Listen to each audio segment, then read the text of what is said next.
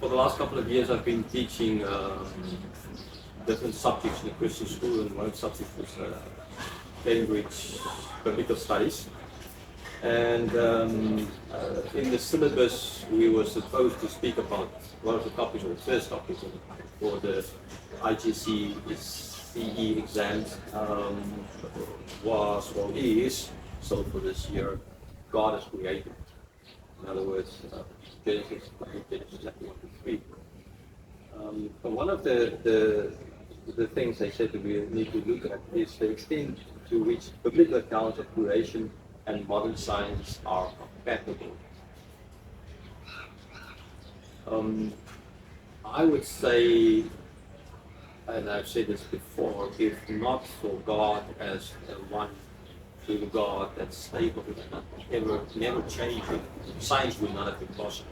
The scientists need to thank God for the fact that they even have something to study. Okay?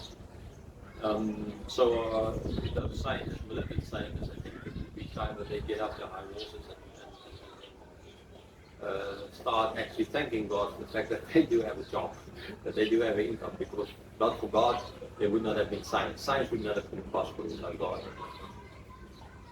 At the same time, there are Christians who just say that scientists, they know nothing. They say there's no God, they're especially atheistic.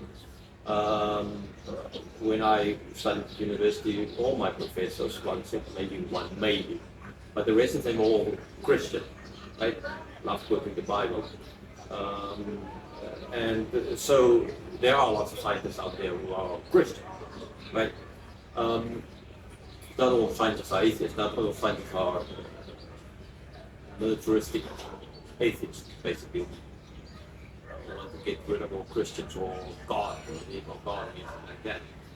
But at the same time, so there are these Christians who say, scientists say know nothing. We have Genesis, and that's that. So we have, yes, the main book, the Bible, which tells us about God, which teaches about God, which teaches us about salvation. But at the same time, there's another book, the book that God created, nature, God's creation. We are part of that, which teaches something about God, a lot of it. Okay. And so, yes, we do need to study. If God made this, if God made these plants around me, okay, or at least the first plants from which these plants ultimately came, then He's my Father. I want to study it. I want to know, right, how it works. I want to know how the water flows through the veins, into the leaves, how the sun shines in here, how photosynthesis works. I want to understand it. I want to know it because my Father made it. Okay? Father, not a hateful father, but a loving father.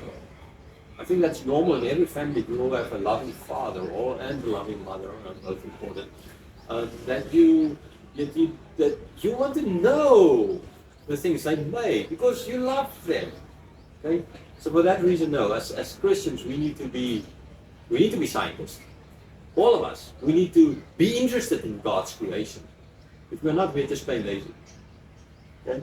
So yes. There are the theologians who say no, science has nothing to do with Christianity. There are scientists who say no, science has nothing to do with Christianity. Christianity has nothing to do with science. Science has nothing to do with Christianity. But then there's, let's say, the golden middle kind of idea where, no, science, we can learn and we ought to learn. We ought to learn science. Okay? Not they, we ought to learn. So, yes, although scientists say that the theory of evolution, which I said, contradict what's written here in Genesis. That does not mean that now we need to throw it all out. That doesn't mean there is not a place where we can say, okay, but this is like this. Let's work because of God, therefore there can be science, so we can understand science. Okay. So no, there is still, it is compatible. Because science changed, God doesn't change. Science changed. The thing science says now, which seemingly contradicts what Genesis chapter 1 teaches us. It might change. I believe James Chapter was right, so I'm sure it will change when people start to maybe paying God due respect. Then sure will change. Okay, right. The other question they have here is whether Christians today are doing enough to care for their environment. I've addressed this as well. I think there are still Christians working in the environment. There's still lots of Christians involved in nature conservation. But unluckily, more often than not, I've seen Christians climate change calling it a hoax. Not for nature conservation or not caring about it. That doesn't say they all want to destroy every plant out there, but just say not caring as well is as good as destroying. Now, yes, before you conservative Christians throw me out there and say I'm just a liberal Christian or something like that, how can I say something like this that climate change or is a hoax? Sorry. Yeah, I'm not on the bandwagon of saying that there's not climate change, and at the same time, I don't hold to this theory that there's all these changes happening. Ultimately, it doesn't really, in a certain sense, matter because our responsibility is to do what God told us to do. If there's climate change or not a climate change, it doesn't really matter. Listen carefully, please, what I want to say before you stone me to death. What you need to do is you need to take care of nature. But you need to take care, we as humans got responsibility for other humans, we got responsibility for plants, animals. We got given this by our Father again, right? To take care of it. So if there's people throwing garbage there, pick it up. Okay? So yes, now I unluckily need to say that I don't feel as concerned, especially evangelical Christians, we do enough for nature conservation. The majority of Christian churches involved in nature conservation would be very liberal churches. Greenpeace, atheistic organization, right, caring more about animals than humans. We as Christians need to get up our lazy butts and start doing what God told us to do. Take care of nature, take care, do what He told us. Use the dominion He gave us. Right? If your father asks you to do something and you don't do it, he's not going to be happy. If our Father in heaven, the Creator of everything, told us to do something, we just destroy it, or we just don't do nothing about it, and then the atheists, liberals take care of it. Stop saying world. Stop blaming them. Stop blaming nature. Stop saying this is a hoax. And saying, I don't care if it's a hoax or not. I'm going to do something about it. I'm not going to throw garbage out anymore, which ends up ultimately somewhere in some other fish or something else, which is then contaminated, which you then eat, and you contaminate yourself. Stop being stupid. Stop thinking ahead. Right? Where you can't breathe the air anymore because of everything, gold, etc., being burned. Okay? We need to start taking care of God's creation. That we need to do. Okay. Yes, the accounts of creation should be taken literally. I've explained that there's certain people who look at it different ways. Theistic evolutionists who believe God used evolution. He made all under His control, but He used evolution. I said I don't agree with that.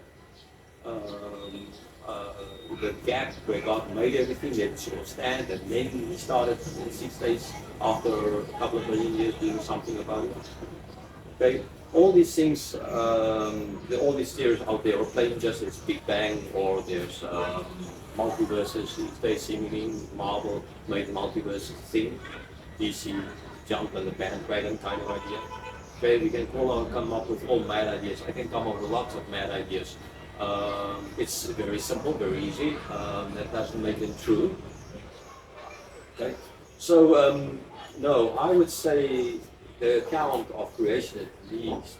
I will take literal. You take literal, it's literal, make God, make everything. But I do understand there's some people who don't take it literal. They, yeah, I can't be Christians anymore. I can't agree with them. I feel they're wrong, but yeah. But again, with humility, we need to take care of love each other. I, this is what I believe. Okay, right. Thank you very much. And if you have any questions, please, maybe in the comments you can ask things about Genesis chapter 1 to chapter 2 verse 3 that you don't understand, or something I said that you don't agree with. Please, it's always open for debate. Humility, let's debate it, because through it we learn. That's, I always tell people that it's sad in Protestantism there's so many denominations, but the good thing about it is it through those other people, other ideas, we can learn and we can see where we are wrong, or we can see where we are right. Okay, that is the most important thing. I am wrong in certain things. I can learn from you. You can learn from me. We can learn from each other, and in that sense, we can grow closer to God, see more of God, and praise Him more. Just be open for change. Be open to humility, debate each other, listen to each other, get it right.